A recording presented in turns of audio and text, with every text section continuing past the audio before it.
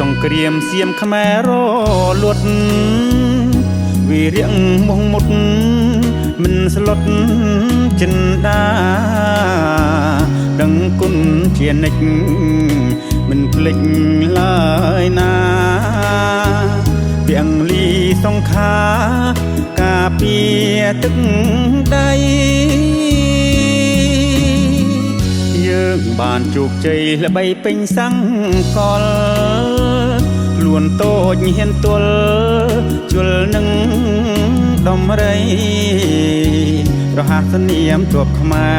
រប្រែឈ្មោះល្បាញល្បីទ័ពមានស្នាដៃលំដាប់ក្នុងលោកឈ្នះទាំងកំឡាំងហ៊ានច្បាំងកំឡាឈ្នះទាំងយន្តការច្បាប់ច្រើនកកកឈ្នះ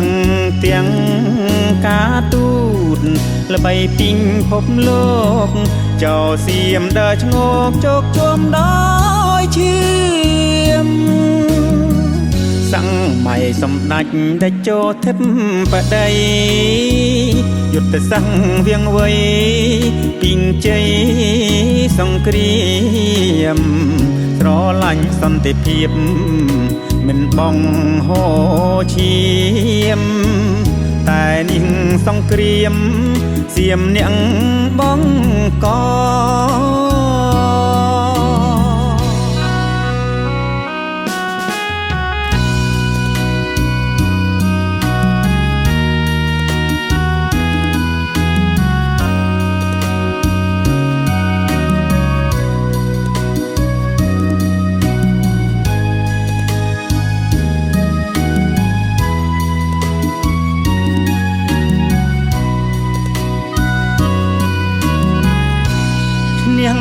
ទាំងកំឡាំងហ៊ានច្បាំងកំឡាឈ្នះទាំងយន្តការច្បាប់ច្រើន